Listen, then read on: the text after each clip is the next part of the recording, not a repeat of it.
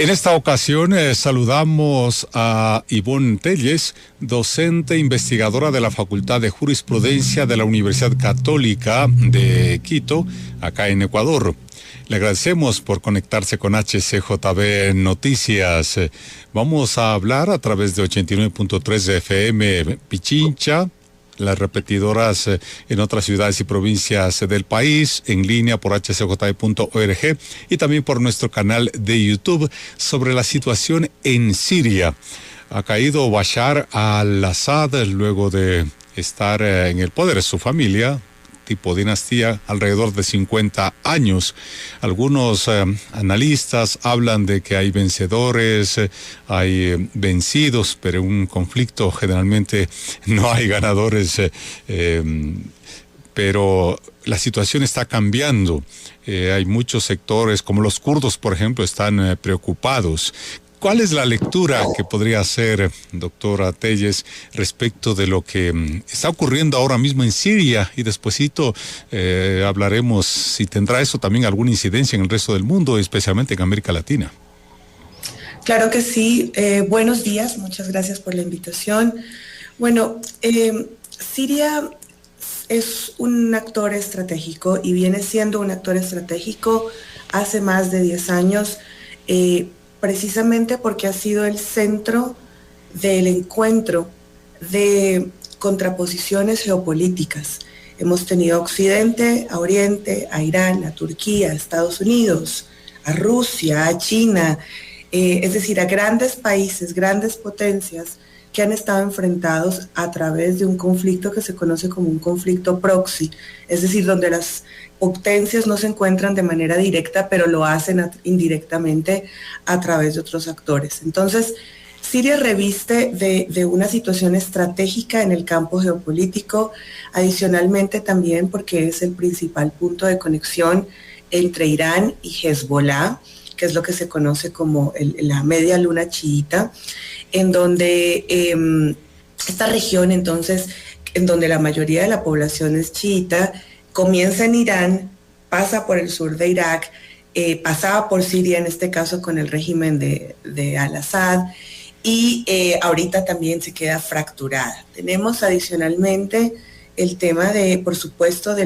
la gran diáspora siria que se ha venido dando también durante estos años, y cómo esto hemos visto en las noticias que incluso se ha hecho el llamamiento y mucha gente, muchísimos desplazados empiezan a devolverse, inclusive países en Europa que dicen que se suspenden los trámites de refugio y de asilo para que las personas retornen o por lo menos dejan en stand-by esas solicitudes. Es decir, esto solamente por mencionar algunos aspectos de la relevancia que tiene la situación siria. Ahora, coincido plenamente en que dentro de un conflicto pues no existen tampoco ganadores ni vencedores, en efecto es real. Sin embargo, podríamos ver, y para entender la situación, ha habido durante más de 24 años, o prácticamente 24 años, con el régimen de Bashar al-Assad, un régimen dictatorial, autoritario, absolutamente hostil, radical con la población siria. Tenemos algunos hechos que incluso dan cuenta de posibles crímenes de guerra, inclusive. Es decir, la población ha estado dentro de una situación tan fuerte, han estado tan restringidos, que esto también denota por qué vemos nosotros las manifestaciones de júbilo alrededor del mundo por parte de la población siria, sin querer decir con esto necesariamente que no sabemos a qué nos enfrentamos o que la población probablemente vaya a estar bien, pero es un momento de transición que se da con el derrocamiento de uno de los gobiernos más autoritarios que ha tenido la región en Medio Oriente, y esto es lo que podemos, las manifestaciones que estamos viendo. Bueno, hay varias aristas aún, ¿no?, respecto del conflicto. Bashar al-Assad se refugia en Rusia. Al parecer Rusia le quitó el apoyo al estar enfrentando el conflicto con Ucrania. Eso también parece que lo debilitó al Assad. Igual Irán, al estar siendo Hezbollah debilitado por el conflicto con Israel por parte de los israelíes, también como que no le pudieron apoyar al Assad, y eso también ha hecho que caiga en 10, 12 días de ataque de este grupo. Varios que están involucrados, ¿no?, en la oposición. Muchas veces, o algunos mencionan que fueron los de Al Qaeda que hace 20 años atacaron los trenes en España, por ejemplo, y que ahora se les está denominando como rebeldes. Claro, hay que también comprender, bueno, es difícil comprender el contexto y cómo se forman todas estas facciones, lo que se llaman los rebeldes, también qué pasa con las facciones religiosas y cómo nosotros lo entendemos también acá. Este grupo HTS, esta Alianza Rebelde Siria, que está liderada por Al-Jolani, en este caso, es un grupo que en efecto sí viene derivado en su momento de Al Qaeda. Sin embargo, es un grupo, y sobre todo Al-Jolani se ha desmarcado de estos valores que inicialmente orientaron a Al Qaeda, ¿sí? Por eso hemos visto que las declaraciones dicen que van a manejar, que pretenden manejar un gobierno de transición y un Islam moderado, en este caso, respecto de cómo se está avisorando la posibilidad de lo que podría llamarse como este gobierno de transición. Es decir, en este caso, este grupo, además, aunque vemos que podría convertirse en una de las facciones salafistas, esto es, pertenecientes a un grupo radical del Islam, de todas maneras ha habido cierto desmarcamiento, insisto, de estos valores. Por ejemplo, el día de ayer, o si no estoy mal, antes de ayer, Al-Jolani decía que había que mantener el respeto por todas las minorías que existían dentro del país. Esto da cuenta probablemente de una señal mucho más moderada en lo que tiene que ver con los anteriores valores que podían orientar a, por ejemplo, a Al Qaeda en su momento. Ahora, también hay que considerar que Al-Jolani ha sido manifiestamente opuesto o fue opuesto, por ejemplo, a manifestaciones terroristas y sumamente violentas de ISIS, también lo hizo en su momento, de este Estado Islámico. Entonces, creo que, insisto, vemos una facción más moderada, pero todavía no sabemos realmente con quién nos estamos encontrando, porque de todas maneras es un grupo rebelde que viene atravesando una serie de connotaciones de carácter político sumamente violento, que están inspiradas, por supuesto, en la religión, pues que es la visión islámica, como la ley Sharia aplica para ellos, ¿no? En toda su condición, tanto de vida como política, y esto pues también dificulta un poco el panorama. Ahora, es importante también, y acotando a lo que mencionaba, ¿por qué ocurrió esto? O sea, ¿por qué de repente en 12 años de tanta lucha, quizás vemos que en cuestión de 10 días o 12 días, un grupo que se supone mucho más débil que el gobierno logra controlarlo y logra inclusive presionar la dimisión del presidente? Entonces, claro, indudablemente estábamos ante una situación que los rebeldes aprovechan un gobierno debilitado, sus aliados, en este caso principalmente Rusia e Irán, estaban ocupados en otros conflictos. La agotadora guerra de Rusia desde 2002, justamente con Ucrania, ha absorbido mano de obra, ha absorbido recursos, aviones, tropas, por un lado. Por el otro lado tenemos a Irán, que se ve paralizado por el escalamiento de la guerra en la Franja de Gaza entre Israel y Palestina, y su principal aliado, que es Hezbollah, sabemos que ha sido diezmado por todos los ataques sucedidos, ¿no?, justamente entre Israel e Irán. Entonces, claro, este vacío fue clave para que los rebeldes pudieran avanzar en Siria. Entonces, ahora veamos cómo o sea, si este pueblo después de este triunfo de los rebeldes será o un nuevo escenario que deja atrás totalmente una autocracia brutal y radical, o tal vez podemos ver un sectarismo en un gobierno autoritario, pero quizás no tan marcado como fue el gobierno de Assad. Hay que ver también, y esto es importante considerar, que aunque esto genera un remesón internacional, de todas maneras, y esto dentro de los principios de derecho internacional y de las relaciones internacionales, son los países los que deben internamente lograr su propia definición en cuanto a cuál es el camino que desean seguir. Es decir, tiene que respetarse.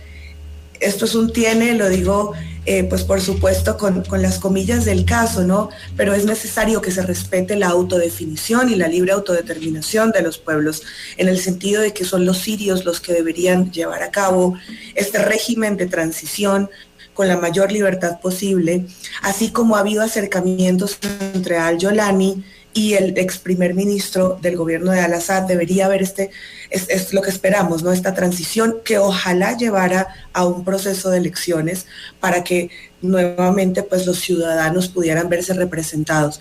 De lo contrario, estaríamos viendo simplemente una Siria 2.0, en donde quizás se recrudecería lo que vimos y hemos vivido hace 12 o 13 años con el inicio de la guerra civil a partir de la primavera árabe, y pues con el régimen de Al-Assad hace 24 años. Estamos conversando aquí en HCJB Noticias con la docente e investigadora de la Facultad de Jurisprudencia de la Universidad Católica, Ivonne Telles, sobre la situación en Siria tras la caída de Bashar al-Assad. Doctora, ¿nos puede dar una referencia relacionada con los kurdos? Porque siempre están fluyendo las noticias y hay una gran preocupación de ciudadanos, ciudadanas kurdos que forman parte también de Siria, aunque ellos lamentablemente han sido también excluidos, ¿no? Claro. Bueno, la nación kurda, en efecto, es uno de estos vacíos, estos agujeros negros dentro del derecho internacional, porque en efecto se considera Estado, pero con las características de no tener un territorio, de ser fluido, de ser medio nómadas, precisamente porque no se les ha permitido tampoco instalarse en una región determinada por la disputa territorial y étnica, ¿no? Entonces, es un grupo, en efecto, muy importante, es un actor fundamental acá, y ellos, por supuesto, miran con muchísimo interés la formación de este nuevo gobierno que podría darse en Siria con fuerzas democráticas sirias, ¿no? Sobre todo, ellos sí están viendo, creo que con buenos ojos, que exista la influencia tanto de la Unión Europea como de Estados Unidos en esta nueva formación de este gobierno sirio. Ahora, ellos están consolidados al norte del país principalmente, y han consolidado también una región autónoma dentro de esta zona. Sin embargo, los kurdos mantienen una lucha con su principal enemigo, que es Turquía. Turquía los considera a los kurdos como amenaza a su propia seguridad, a su integridad, porque los kurdos tienen una alianza con un movimiento separatista en Turquía que se llama la PKK. Y entonces, con ocasión de esta alianza, pues obviamente Turquía no los ve de ninguna manera, no los considera como aliados de ninguna manera, al contrario, son sus enemigos históricos. Entonces, se considera también que los kurdos han sido y han tenido una influencia importante, no solamente en la guerra que se liberó en este momento o en este conflicto que termina con el derrocamiento de Al-Assad, sino que también en su momento se enfrentaron con el Estado Islámico, es decir, con ISIS, y que fueron decisivos en este proceso. Entonces, claro, ¿qué es lo que podría pasar en este caso? Que si, como ellos están ubicados en el norte de Siria, si en esta ausencia de gobierno, en este proceso de transición, Turquía decidiera tomar algún tipo de ataque o represalia de carácter armado, podría haber otra inestabilidad en la zona, porque pues es una zona que de todas maneras no logra consolidarse plenamente y que simplemente agrupa a esta población. Ahora, obviamente, está claro que con esta dimisión del gobierno de Assad, a los kurdos les queda muchísimo más fácil asentarse en ese territorio, de alguna manera mantener ese territorio, precisamente esperando buscar cierta participación dentro del nuevo gobierno sirio.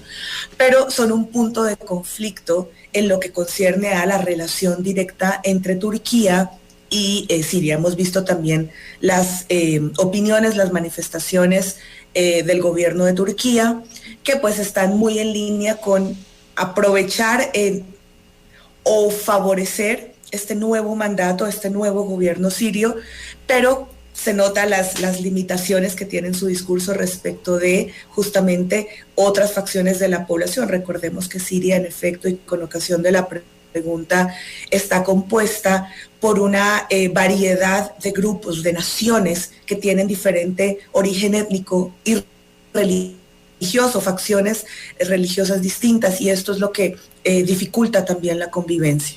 En cuanto al rol de Israel, doctora Telles, porque el primer ministro ha ordenado a los soldados que tomen los altos del Golán, por ejemplo, en la frontera con Siria.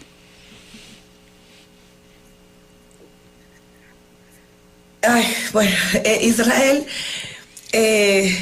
sigue siendo un actor también fundamental, complicadísimo, porque es que es curioso, ¿no? Porque es paradójica la posición de Israel, porque claro, dice, yo debo intervenir en este momento para evitar que las armas químicas y que otras armas que se presumirían de destrucción masiva, o por lo menos un armamento muy pesado que ha utilizado durante años, se supone el gobierno, o lo utilizó el gobierno de Al-Assad en contra de su población, sea utilizado y caiga en manos de estos grupos rebeldes o de otras facciones. En ocasión de eso, claro, Israel decide intervenir, inclusive creo que el día de ayer estaba haciendo bombardeos a algunos barcos de la Fuerza Armada Siria en la costa. Entonces, claro, es preocupante la acción de Israel, porque creo que hay varios puntos acá. Primero, Israel está decidiendo ingresar por la fuerza a otro país que de todas maneras goza de integridad territorial, porque no estamos discutiendo la existencia de Siria como Estado. Entonces decide ingresar precisamente para, de manera unilateral, acceder supuestamente a una destrucción de armas que, por más de que existieran, Israel en este caso no tiene ni la competencia ni la posibilidad de ingresar a otro territorio y determinar cuál es el destino de este o lo que tiene dentro de su territorio. Más allá de que podamos todos coincidir que no queremos escalamientos del conflicto, está bien, pero no sería el encargado de tomar esta justicia por su propia mano y de manera unilateral decidir intervenir. Esto simplemente denota claramente la posición que ha mantenido Israel a lo largo de la historia, desde el 48, con este hálito intervencionista que está secundado por Estados Unidos. Ahora, también, ¿qué le interesa en este momento a Israel? Que es clave, justamente como lo mencionábamos, este interés geopolítico que representa Siria, y con el debilitamiento de Hezbollah, que era el que estaba presente, como mencionábamos antes, en la ausencia de Irán, pues claro, esto simplemente, ¿qué es lo que le permite a Israel estratégicamente apoderarse de aquel territorio del cual no tenía control? Y esto le va a dar muchísima más fuerza en el campo político militar, precisamente en los conflictos que en este momento mantiene dentro de la región. Pese a que Estados Unidos, y porque aquí no podemos hablar de Israel sin hablar de Estados Unidos, es sumamente claro en su posición, bueno, digo sumamente claro también peyorativamente, porque ha manifestado que no es un conflicto, quizás, o en esta situación siria no es su principal interés, que se va a mantener al margen. Sin embargo, sí quiero llamar la atención porque Estados Unidos hace unas declaraciones a través del Departamento de Estado diciendo que le pide a Israel que esta intervención, llamémoslo así, que está realizando con ocasión de las armas, lo haga de una manera mesurada. Es curioso, ¿no? Porque es que vemos la doble moral aquí sumamente clara y claramente descrita, pero en el sentido de como que le dice que a Israel que se mesure en sus medidas, y a la final nosotros sabemos que Israel va a terminar actuando siempre en consonancia con el beneplácito de Estados Unidos, si es que lo tiene, o si no, esto va a hacer que se abstenga de tomar ciertas medidas. Entonces, insisto, aquí vemos claramente, solo con esta breve descripción, qué cantidad de intereses y de importancia geopolítica tiene Siria en la región, que aunque los países y las grandes potencias dicen no nos interesa y no vamos a involucrarnos tanto, de todas maneras vemos que empiezan a tomar un partido importantísimo porque empieza a movilizarse también las grandes potencias que existen en el Medio Oriente. O sea, estamos hablando de Turquía, estamos hablando de Israel, pero también estamos hablando de Qatar y Arabia Saudita, por ejemplo, que también tienen un vínculo directo con Siria y que lo tuvieron con el régimen de Bashar al-Assad. No hemos mencionado de China y quizá alguna repercusión en América Latina. Tal vez en eso, en un minutito, porque el tiempo se nos ha ido, doctora, ¿alguna repercusión para América Latina este conflicto? Bueno, en este momento, con la interdependencia que tiene el sistema internacional y con la globalización, es muy difícil pensar que un conflicto o una situación de estas no va a tener repercusiones al otro lado del mundo. Quizás no de manera directa, pero lo que concierne a cómo las mismas potencias deciden movilizarse en función, en contra o a favor de lo que sucede en Siria, en lo que tiene que ver también con el acceso a los recursos.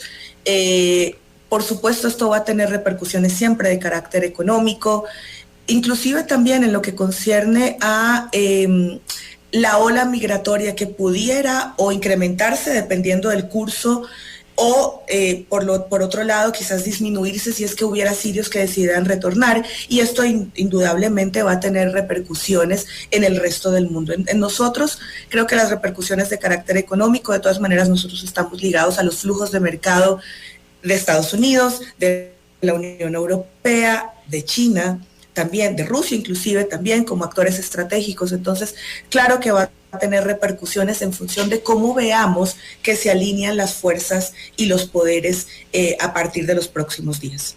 Este tema dará mucho que hablar en las próximas horas, en los próximos días. Ya tendremos oportunidad de conversar en otra oportunidad con la doctora Ivonne Telles, docente e investigadora de la Facultad de Jurisprudencia de la Universidad Católica, sobre la situación de Siria con la caída de Bashar al-Assad. Hemos dialogado aquí en HCJB. Hasta una próxima oportunidad, doctora. Muchas gracias por la entrevista. A ustedes muchas gracias. Un buen día.